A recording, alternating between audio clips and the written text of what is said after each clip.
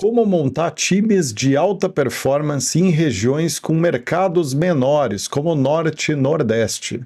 No Raise the Bar dessa semana, nós vamos bater um papo sobre isso com o Caio Bueno, diretor regional Norte e Nordeste da Britvic, indústria de bens de consumo, dona das marcas Maguari, Da Fruta, Puro Coco, dentre outras.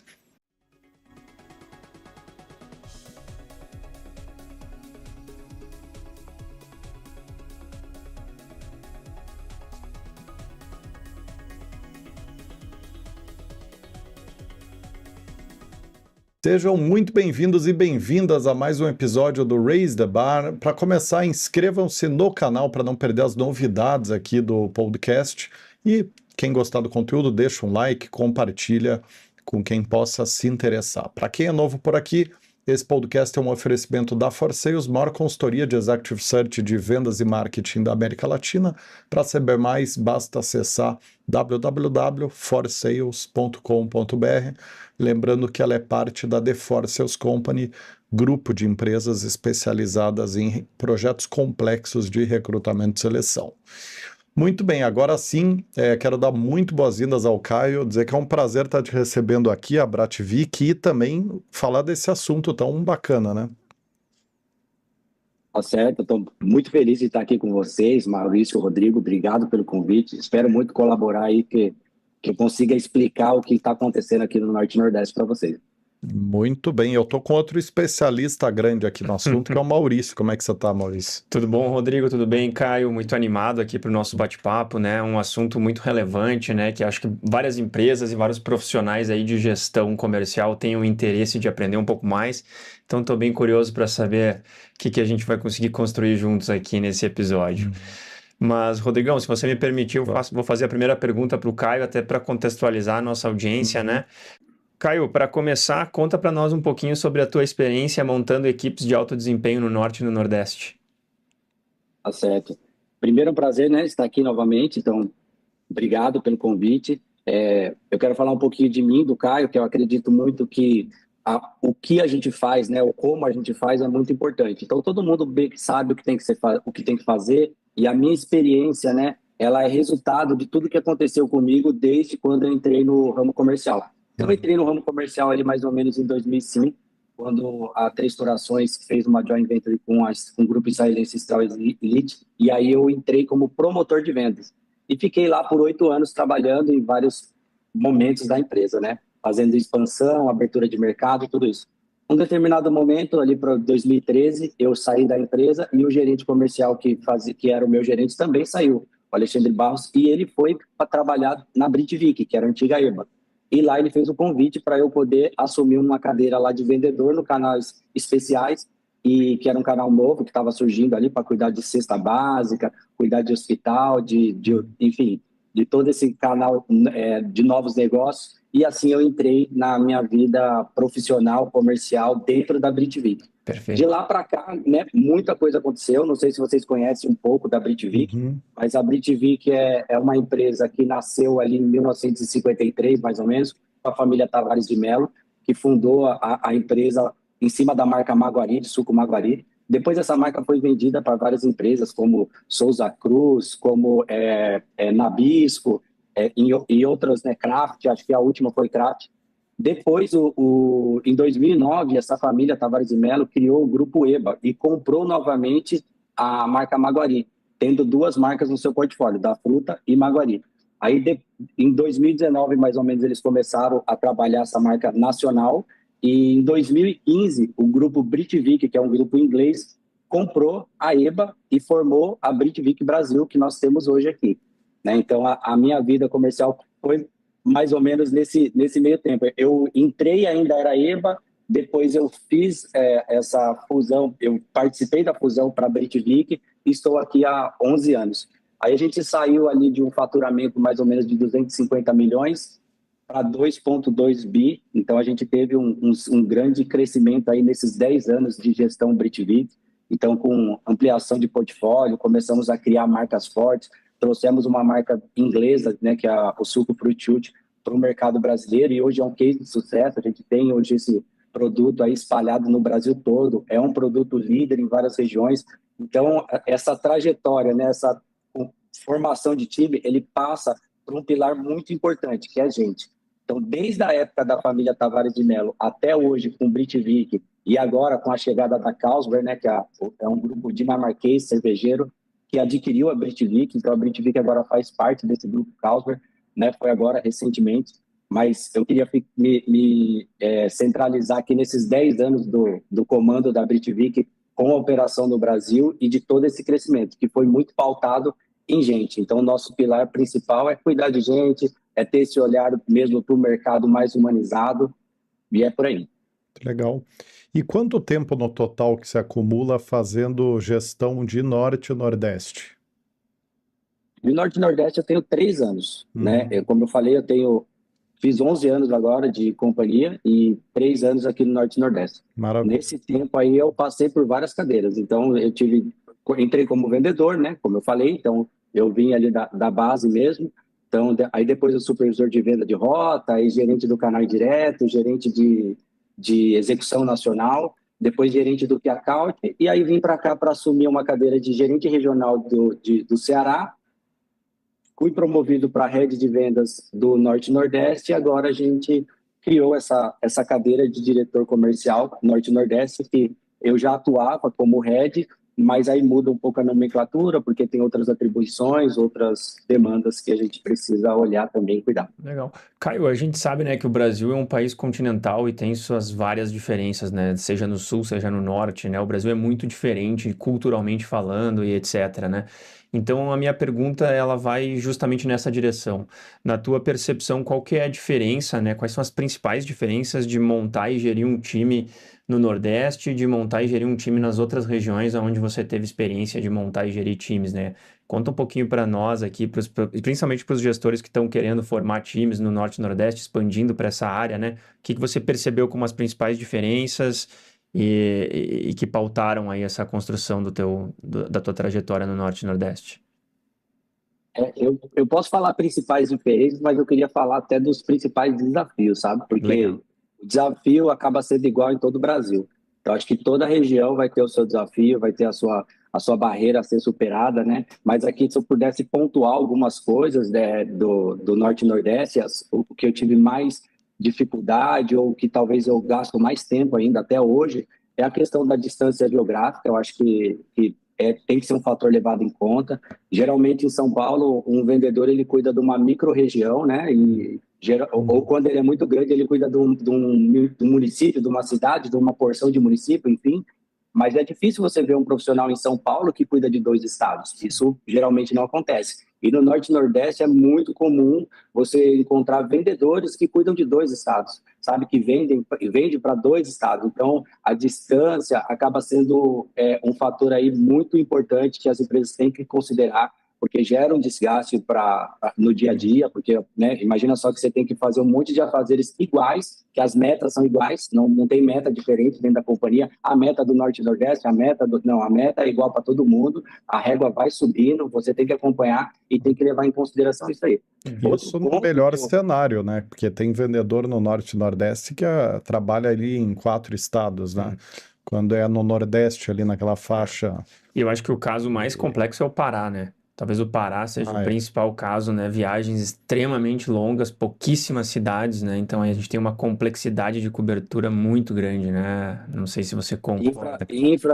Concordo, infraestrutura também, um pouco de dificuldade, né? Vou falar diferente das regiões aí que a gente conhece, das metrópoles como São Paulo, Rio, Minas, enfim, ou até mesmo Centro-Oeste ainda é um pouco melhor, mas tirando esse pedaço aí, tudo fica muito distante, fica muito complicado. Pará, sim, é um grande desafio, Manaus também, e aí vai. Não dá. Se eu começar a falar aqui dos desafios, a gente vai gastar um tempo bom falando disso. Mas como você falou, naquela região, naquela costinha ali do Nordeste, que é Rio Grande do Norte, Paraíba, Pernambuco, ali geralmente as empresas emendam tudo aquilo ali e vira uma coisa só. E eu que estou aqui, eu sei que é um mundo totalmente diferente. O paraibano é totalmente diferente do pernambucano, não tem nada a ver. Então, o mercado é muito diferente. Então, esse é o desafio. Às vezes quem está do outro lado da mesa, quem está em São Paulo, por exemplo, que eu já fiz gestão do time do Nordeste em São Paulo. Quando eu era gerente de execução, né, nacional, eu cuidava dos supervisores de merchandising no Brasil todo, e eu tinha essa troca com eles remota, e assim, vivendo hoje, eu olho no passado e falei, caramba, eu faria muita coisa diferente, porque eu falava, eu colocava meta, ou enfim, até a maneira de você motivar o endomarketing, tudo seria diferente, sabe? Então, hoje, vivendo aqui, eu tenho essa visão um pouquinho mais afinada. Mas falando ainda dentro dos desafios que eu encontro, acho que a distância geográfica é um, depois acho que a estrutura e suporte também é outra, e a cultura de relacionamento. Então, a estrutura suporte, acho que foi, para mim, que sou paulista, foi a parte mais difícil de eu superar. Por exemplo, nós temos o nosso escritório na Paulista ali, todo mundo conhece a Paulista, sabe como é maravilhoso lá. Tão boa quanto Curitiba, tá? Então, é muito bom.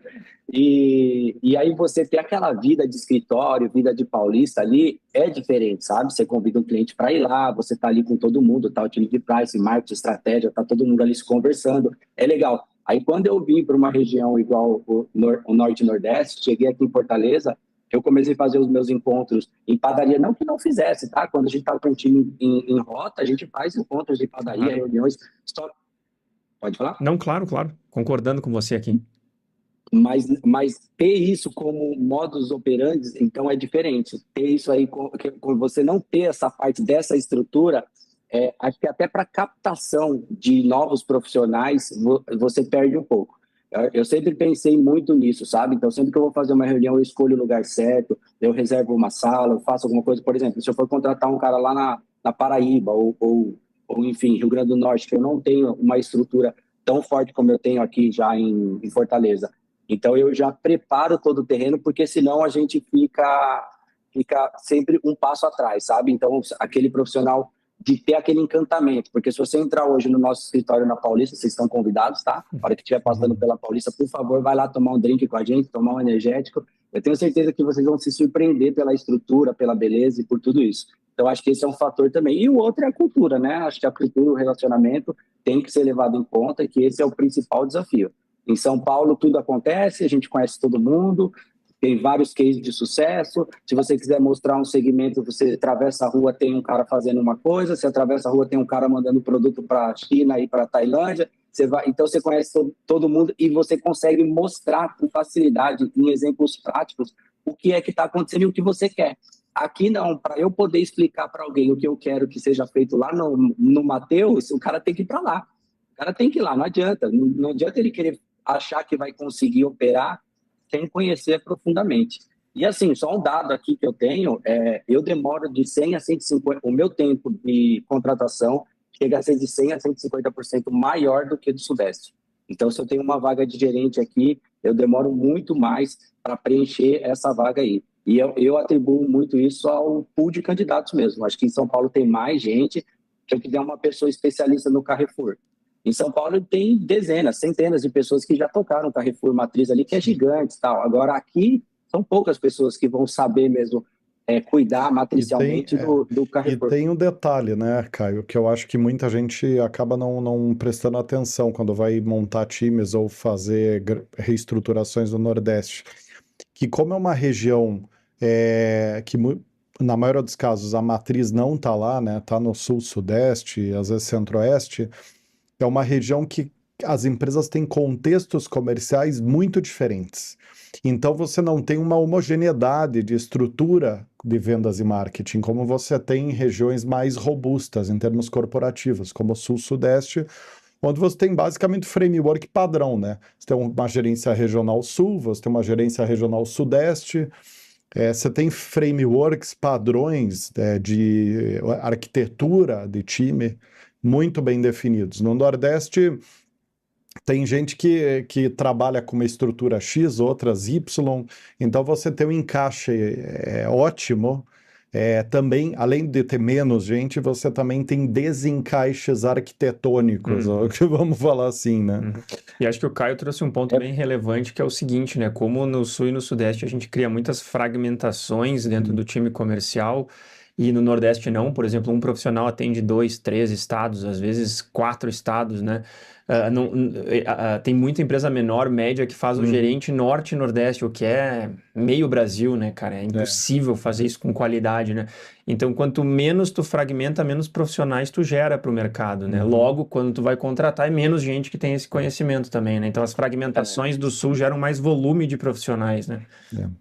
Sim, a gente tá falando aí, pô, de 70 milhões de pessoas juntando Norte e Nordeste, né? Você vê que o Norte é ali 17, mais ou menos 53 aí no Nordeste, então a gente tá falando de uma fatia gigantesca do mercado, né, do Brasil. Um ponto legal que eu gostaria de falar, de que é uma experiência própria minha, foi quando eu cheguei aqui, foi muito para trazer a cultura Britvik, sabe, para dentro do Nordeste. A nossa empresa é uma empresa nordestina, fique registrada aqui, então a gente nasceu aqui no Nordeste, só que por essas indas e vindas, né, da marca, acabou se distanciando um pouco do mercado do Nordeste, ficando mais forte no Sul e no Sudeste, mas a gente queria resgatar, sabe? Desde o começo, desde quando eu entrei na empresa, sempre foi um ponto ali, o Norte, o Nordeste, um incômodo na empresa, a gente precisa voltar, precisa ter as nossas raízes restauradas, e a gente fez esse envio da minha pessoa para cá exatamente por causa dessa minha bagagem. E como eu tenho soft skill muito bem desenvolvido, então quando eu passei por várias cadeiras, consegui, né, mostrar o que era a Britvik para os mercados diversos, que a gente enfrenta esse problema, sabe? Muita gente não conhece, até hoje são 10 anos da Britvik em operação no Brasil, e tem muita gente que não conhece a Britvik, depois mais para frente eu vou falar um pouquinho disso, mas voltando na pergunta, eu cheguei aqui, eu praticamente continuo com 70% do time que estava aqui. Então, o problema não estava no time. O time que estava aqui é um time bom. Tem a Jaqueline, que é minha vendedora lá de Pernambuco, a Chile. A Chile ganhou em primeiro lugar como a melhor vendedora aí do Brasil, agora, recentemente. Então, a gente tem cases de sucesso aqui com desenvolvimento de pessoa, de fazendo pequenos ajustes, trabalhando a cultura e a gente vendo um resultado muito grande. Tinha redes importantes aqui, eu tinha 2, 3, 5% de share, com uma categoria que é pesadíssima para nós. 5% de share, é muito pouco. Hoje a gente bateu 40%, 35%, a gente é líder já em vários estados com pouco tempo, não mexi na base do time, então Ceará, Paraíba, Pernambuco, Maranhão, Piauí, essas pessoas, eu continuo com esse time. Qual que é o tamanho do teu time aí, Caio? Hoje está por volta de 90, 98 pessoas, o time completo, né? Contando até a estrutura de promotor, que é uma estrutura um pouco maior a de promotor. Mas o time de venda, a estrutura da companhia da Britvik, a maneira de operar é bem slim.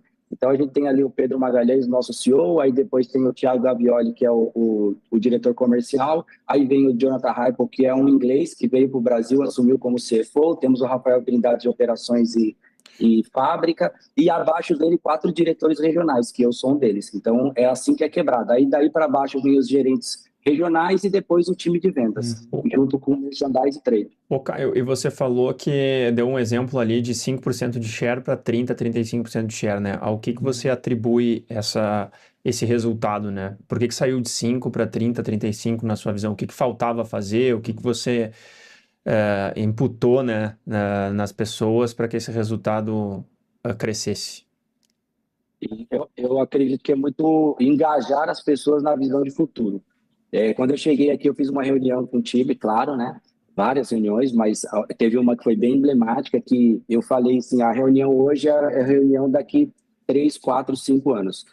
Eu vou falar só de temas, de coisas que a gente vai viver ainda, que a gente não está vivendo, mas a gente vai viver. Porque eu já vivi isso dentro da empresa. Lembra que eu entrei numa empresa com 300 milhões de faturamento, 250, 300 milhões, e a gente já era uma empresa de 1 bi, então a gente já tinha passado por por esses momentos, e aí eu trouxe exatamente o que aconteceu lá no Sudeste e o que iria acontecer aqui, e aí criei aquele storytelling e falei para a galera, falei, você está vendendo 300 mil, vai chegar um dia que você vai tirar um pedido de 1 milhão, 2, 3, e essa vendedora, por exemplo, que estava na reunião, que é a Janaína, minha vendedora que é a account aqui do Ceará, Ceará, Piauí, Maranhão, olha aí, cuida de 3 estados, ela hoje, a meta dela, a média do último ano fiscal. Hoje o nosso ano fiscal é um pouco diferente, é de outubro a setembro. O último ano fiscal nosso fechou uma média de 3 milhões de faturamento. Não faz muita propaganda aqui, Caio, porque é complicado. Nosso trabalho é achar as melhores pessoas de vendas e marketing, né? Duas das empresas do nosso grupo, né? Então... Olha, pode tentar lá, viu, Maurício? O pessoal tá feliz. Eu acho que é exatamente isso que eu queria falar, essa visão de futuro e situar o profissional dentro desse futuro, sabe? Acho que as empresas, a gente precisa, como líder, ser um líder inspirador, gerar essa empatia da pessoa pela empresa, mas deixar claro que a primeira camisa que ela tem que vestir é a dela mesma. O mercado está olhando, todo mundo está olhando para ela, todo mundo está observando. Então, uma pessoa que saiu de 300 mil reais de faturamento para 3 milhões, com certeza hoje, nesses 3 anos, ela é uma profissional mais respeitada pelos compradores, o nome dela tem mais valor no mercado, a remuneração dela mudou um pouco. Então, tudo isso daí foi uma construção. Só que lá atrás, quando eu comecei a falar sobre isso com eles, era só mato. Então, era o Caio falando. E Caio... Nessa linha, né? Acho que você tem um case muito robusto, né? Como o Maurício ali já começou a entrar. Que você busca em profissionais de vendas no Norte e Nordeste? De que forma isso é diferente do que você buscava no Sudeste? Comenta um pouco disso para nós. Então, o que eu busco, né? Eu busco um equilíbrio entre o hard skill e o soft skill. Acho que tem que ter esse equilíbrio aí, tem que ser falado sobre isso, porque senão a gente não vai conseguir explorar, né, o melhor que esse profissional tem para dar. Mas acho que o principal é a gente entender a região que a gente está situado e entender onde a gente quer chegar. Então, acho que se a gente não souber onde a gente quer chegar, eu tenho 4 perguntinhas que eu baseio todo o meu RTM. Então, meu GTM, RTM, eu me baseio em 4 perguntas, que é aonde estamos, aonde queremos chegar, o que faremos e como faremos. Então, eu acredito que o profissional que eu busco, eu tenho que descobrir nele se ele se encaixa nisso. Porque se eu for só pelo hard skill, se eu for só pelo currículo ali, talvez eu vou perder tempo demais e não vai ser assertivo. Então, eu converso a minha entrevista, eu vou muito mais para esse lado do como fazer as coisas do que o que tem que ser feito.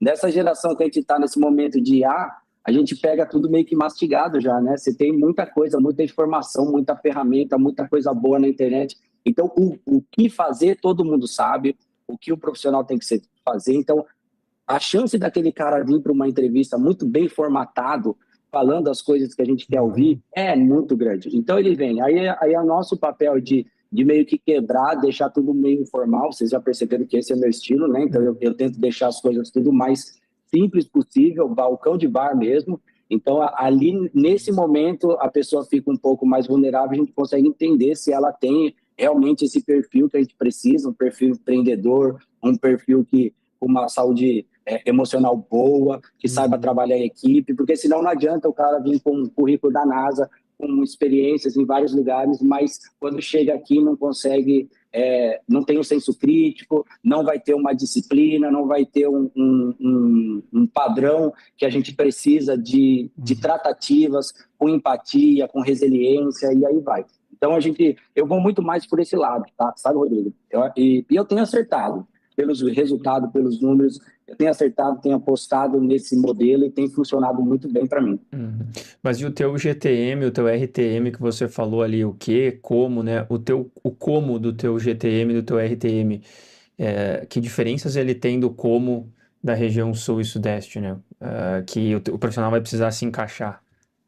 É essa a questão. Sim, é isso. Toda empresa, todo gestor, ele quer a loja perfeita, né? Ele tem os KPIs iguais, ele quer aumentar a margem, ele quer aumentar o volume, quer ganhar mais dinheiro, quer pagar melhor o time. Tá tudo certo, isso aí todo mundo faz, a gente sabe como que é. Agora, o como fazer, que é o que você está perguntando aí... E aí, mais específico no Nordeste, né? O que tem de diferente no como? Entra a cultura Britvik aí que a gente está falando, né? De cuidar de gente, de barriga no balcão. Então, a gente acredita muito dessa presença do líder junto, sendo uma liderança inspiradora. Então, o líder ele tem que liderar pelo exemplo. Então, desde o primeiro dia, eu sigo rigorosamente a minha rota com os promotores, quero ouvir, quero estar nas reuniões, faço questão, todos eles têm meu telefone pessoal, então não tem essa distinção, eu sou bem aberto e bem acessível a todos, porque eu quero ouvir. Eu acho que tá nessa diferença, sabe? O nosso como da BTV, que a maneira que a gente faz as coisas é assim, é estando lá presente com um profissional do lado, mostrando para ele que a gente está junto, e esse RTM vai girar e vai funcionar dependendo, claro, da liderança dele, por exemplo, da disciplina dele, enfim, o foco no resultado. Então, acho que aqui no Norte e Nordeste, se você não conhecer as particularidades de cada rede, de cada região, você sempre vai estar um passo atrás do seu concorrente. Então, se você não souber como que opera, como é que funciona, né? O Matheus, por exemplo, hoje é um case para o Brasil todo. Então, é muito bom ver essa catraca girar ao contrário. Enquanto antigamente a gente buscava o profissional de São Paulo que tinha passagem só no Carrefour, no GPA, nessas grandes redes de supermercado, né? A gente procura esse cara ainda mais assim. Se o cara quer ser um nacional ou norte e nordeste, e se ele não tiver uma passagem pelo Matheus, ele já vai estar em falta. Estamos falando do terceiro maior, tá? Terceiro maior do Brasil. Igual ao Matheus, tem vários outras particularidades que acontecem no norte e nordeste e no centro-oeste também. A pessoa que não souber operar no JC, no Grupo Costa, no dia a dia, o cara que não souber operar aqui dentro do Ceará, com as redes aqui top regionais, Cometa, Frangolândia, a Rede Uniforça, Centerbox, esses caras, ele tá fora, ele tá um passo atrás, não vou dizer que ele tá fora, mas ele tá um passo atrás. Aqui no Ceará, por exemplo, os top regionais, eles são tão importantes quanto os top regionais são para São Paulo, no interior de São Paulo. No interior de São Paulo você tem ali o São Vicente, você tem ali o Confiança, que são redes gigantes, importantíssimas, né? Então foge um pouco desse eixo de key account e vai para uma rede mais regional. Então você vê quantas nuances tem, tá? Tem o Atacadão, estou falando nome de cliente aqui para exemplificar. Atacadão e Atacadão e Açaís, gigantes, todo mundo conhece e tem obrigação de conhecer. Depois vem quem? Os distribuidores, que cada região vai ter um distribuidor que opera de uma maneira diferente, de uma forma diferente. O cara tem que conhecer também a cultura, como que ele faz a gestão do time, quais são os KPIs dele, qual que é a rotina, como que você pode passar os seus inputs para esse distribuidor entregar o que você quer, o que vai mexer o ponteiro, qual que é o incentivo que você vai colocar na mesa, sabe? Tudo isso tem que tomar muito cuidado, porque senão a gente acaba fazendo uma manutenção da escassez. Porque você coloca dinheiro na mesa, aumenta o salário da galera, coloca incentivo. Só que se a base é baixa, você vai ter um problema. Então, você só vai conhecer isso sabendo se a base é baixa ou alta, é lógico, vendo Stratec, vendo Nielsen, mas também indo lá em loco e conhecendo a operação. Então, hoje, o cara que quer ser nacional ou que quer ser Norte e Nordeste, ele tem que conhecer as operações daqui, desses gigantes que estão sendo criados. E aí eu acho que o profissional do Norte e Nordeste ele já está com uma pequena vantagem em relação às outras áreas, porque a gente está vivendo essa transformação do mercado nordestino, né, com esses cases, novo atacarejo lá em Pernambuco, o Matheus pegando todo o Nordeste, crescendo, as redes regionais, top regionais se movimentando, né, para acompanhar todo esse crescimento também. Então, acho que o barriga no balcão, estando na loja, ouvindo os promotores, ouvindo ali a base, você já vai ter uma bagagem muito boa para poder tomar uma decisão. Então, eu acho que o meu GTM, o meu RTM, ele considera tudo isso. Se não tiver essa visão do mercado, essa vivência, fica um pouco manco, na minha opinião. Caio, então a gente poderia talvez concluir que a grande diferença é que para os profissionais do Sul, do Sudeste, às vezes acaba sendo uma vantagem competitiva conhecer as redes mais tradicionais, nacionais, enfim, os grandes key accounts nacionais mais óbvios. E quando a gente vai montar equipes no Nordeste, essa lógica se inverte. O mais importante é conhecer profundamente os grandes key accounts regionais, porque as pessoas que vêm do Sul e Sudeste para o Norte e Nordeste não conhecem, então falta esse conhecimento, e aí vocês buscam aí esse conhecimento. Por exemplo, se eu vou buscar um profissional no Maranhão, tem que ser o cara que já trabalhou anos com o Matheus e que, enfim, conhece e domina esse cliente, porque em São Paulo, até talvez o meu gerente nacional lá não tenha tanto conhecimento, então eu preciso de alguém aqui que tem esse conhecimento.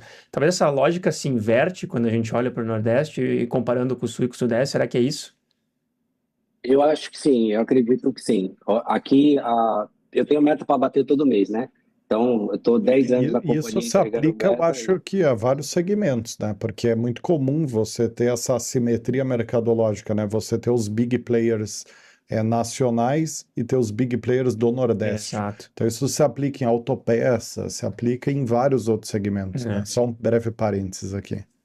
Não, pode estender sim. Acho que tem que olhar o mercado local, toda a região, tá? Acho que é Brasil todo, mas especificamente no Nordeste, por conta dessa nossa bagagem de Sul e Sudeste, a gente tem que ter um olhar ainda muito mais apurado, sabe? Aquele olhar de águia mesmo, olhar o detalhe, olhar o comportamento do cliente. Por várias vezes eu fui para a loja, fiquei olhando como o consumidor se comportava, o que ele fazia, o que era importante, conversando com pessoas aleatórias de vários segmentos, e realmente a gente nota isso. Acredito que tem uma fortaleza muito grande do Norte e Nordeste, acho que é uma região riquíssima. Quem pensa que aqui as coisas são abaixo de outras metrópoles, tem que vir para cá, tem que pegar um dia aí, colocar um raise the bar aí no celular e vir ouvindo, pega 3 horinhas aí de avião, vem para cá conhecer, você vai ver um mercado robusto. E respondendo o que você perguntou, Maurício, eu acredito muito que sim, que o profissional que conhece os top regionais aqui e a cadeia de distribuição, tá? Colocaria como um ponto importantíssimo entender porque distribuidor aqui ainda é muito forte. Em outras regiões você vê uma tendência, né, das indústrias atenderem diretamente o mercado. Aqui no Norte e Nordeste, por conta da pulverização, do território geográfico ser muito grande, os distribuidores são extremamente importantes. Verdade. Então, todas essas redes que a gente citou aqui, as grandes, eles também têm um fundo de loja muito forte, eles têm também uma venda no fundo de loja que acaba sendo um braço também de um atacado, por exemplo, que nem é em São Paulo. Muito bom. Caio, só para então concluir essa parte em relação a perfil de time de venda e daí partir para uma última parte aqui falando sobre perfil de liderança para suportar equipes de alta performance, quer dizer, o que muda no estilo e na agenda da liderança.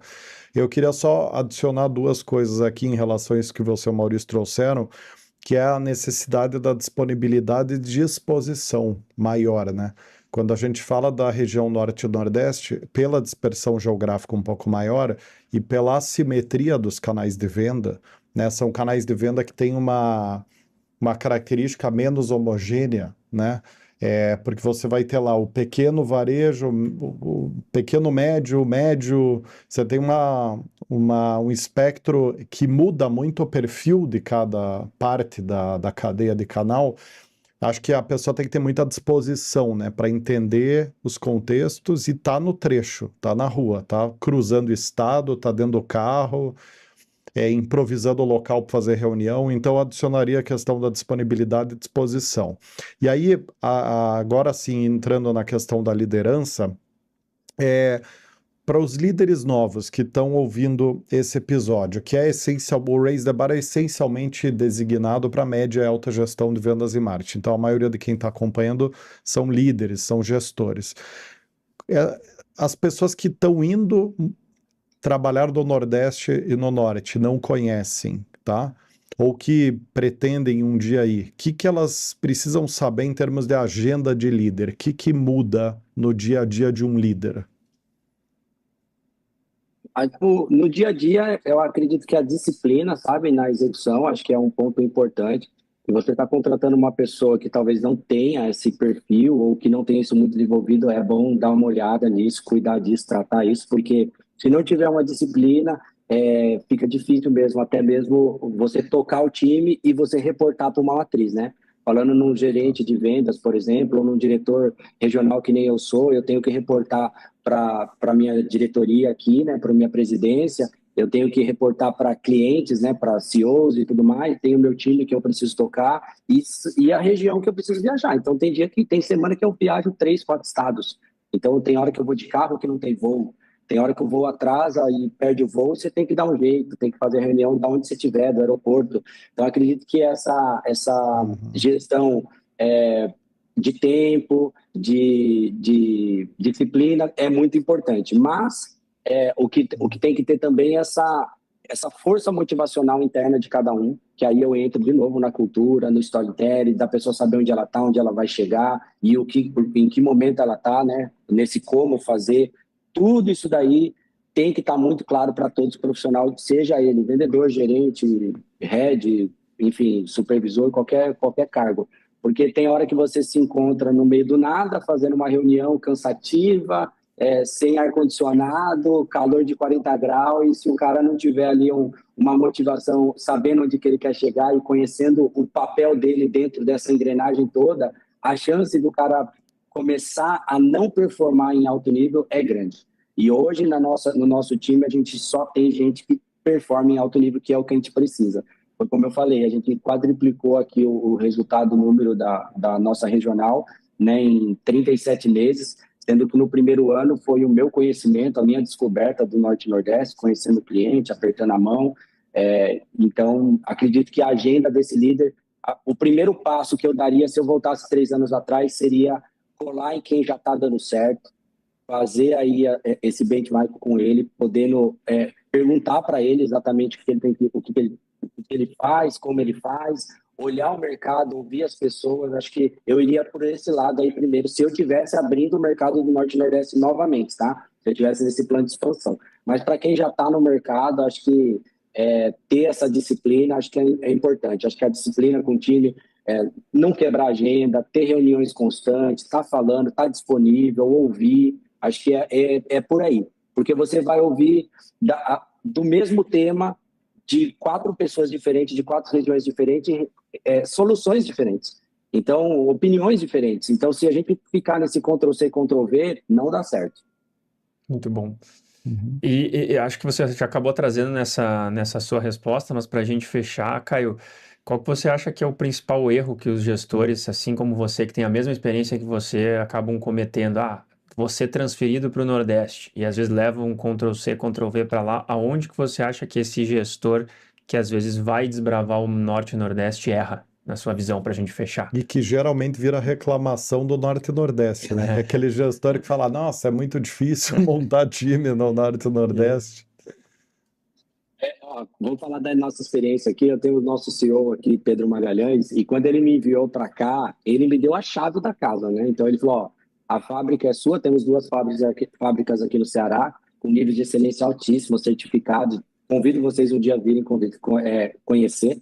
E quando eu vim para cá, ele me deu essa autonomia. Apesar de eu ter vindo como gerente de regional, ele, desde o primeiro dia, ele deixou claro, o dono do Norte e Nordeste é você que vai fazer. DRE, eu vou olhar, comecei a acompanhar todos os indicadores da empresa para ter noção do que tinha que ser feito, do que poderia ser feito. Então, eu acredito que, para minimizar, tá, esse erro dessas pessoas que estão vindo para cá ou que estão aqui, independente do tamanho da empresa, acredito que o tomador de decisão tem que vir, tá? Ele tem que conhecer aqui. Aquele cara que resolve as coisas mesmo. Se não for essa pessoa que está sendo enviada, quem tá enviando tem que vir tirar uma semana e conhecer. Ir para os fundão mesmo, descer de carro lá para Juazeiro do Norte, enfim, sair lá de Natal e ir até Pernambuco. O cara tem que fazer essa trajetória aí para ele entender, porque senão vai ficar só o gestor falando e o cara lá de São Paulo julgando o que ele está falando, ou seja, ponderando, às vezes nem é por maldade, tá? Tá tudo certo, tá normal, faz parte do game mesmo. Só que eu acho que ele estando aqui presencialmente, o negócio muda. Eu acho que a gente fala aqui de usar um superpoder. Sabe que todo mundo tem um superpoder, né? Todo mundo. E o maior superpoder que não tem sido usado ultimamente é o de ouvir. Então, acho que a gente tem que ter um momento de ouvir. Acho que quando a gente vai para uma mesa de reunião, senta ali com o CEO, por exemplo, senta lá com o seu Wilson Matheus, eu quero ouvir esse cara, eu quero saber o que ele tem para falar, eu quero saber quais são as impressões dele. E geralmente as pessoas são muito alvoroçadas e começam a falar muito e perdem isso. Então, eu quero fazer essa ilustração, estou fazendo essa ilustração, mostrando uma gestão matricial de São Paulo, uma gestão aqui do Nordeste, por exemplo, onde São Paulo fica falando, e esse cara aqui tem tanta coisa para falar, tanta coisa para trocar, tanto case bom, tanto caminho novo, e aí ele não é ouvido. Então, acho que ter uma pessoa aqui de confiança, que vai ter mesmo o poder de mudar as coisas, que vai ser ouvida, que o voto dela vai ter um peso, foi o que aconteceu com a gente. Legal. Então, eu sou essa pessoa, eu vim para cá, eu encarei isso, e eu sempre fui ouvido, a empresa sempre teve esse pilar de gente muito bem desenvolvido, e aí, com isso daí, eu consegui mudar algumas coisas. Então, hoje a nossa fábrica trabalha 7x24, quando a gente chegou aqui era um turno só, criamos novas linhas, a gente está numa expansão aqui, num ritmo bem acelerado, está bem legal. Então, pudesse dar essa dica aí, utilize mais esse superpoder de ouvir. Há um poder enorme no silêncio. Quando você deixa a outra pessoa ouvir, desarmado, deixa o cara falar, ele vai te dar o caminho das pedras e vai dar tudo certo. Muito bom. Muito bem. Caio, queria te agradecer muitíssimo pelo teu tempo aqui com a gente, muito bacana o papo. Te desejo muito sucesso aí no teu case, super bacana os números, né, Maurício? Verdade. E muita experiência relevante aqui que você trouxe para a nossa audiência. Então, muito, muito obrigado. Para quem gostou tanto quanto nós, queria deixar o convite para seguir o podcast nas redes sociais ou nas plataformas de podcast de preferência de vocês, uma vez que o podcast está distribuído em praticamente todas as plataformas, e acompanhar aí nossa playlist, né? São mais de 80, 90 episódios já no ar, cada qual com um tema sempre dentro da temática de cases, tendências e boas práticas de vendas e marketing. Então, uma grande caixa de ferramenta para vocês aprenderem com casos reais, com pessoas que estão no dia a dia fazendo aquilo que estão falando, tá? Então, é isso. Muito obrigado por estar aqui, ter acompanhado até aqui. Nos vemos no próximo episódio.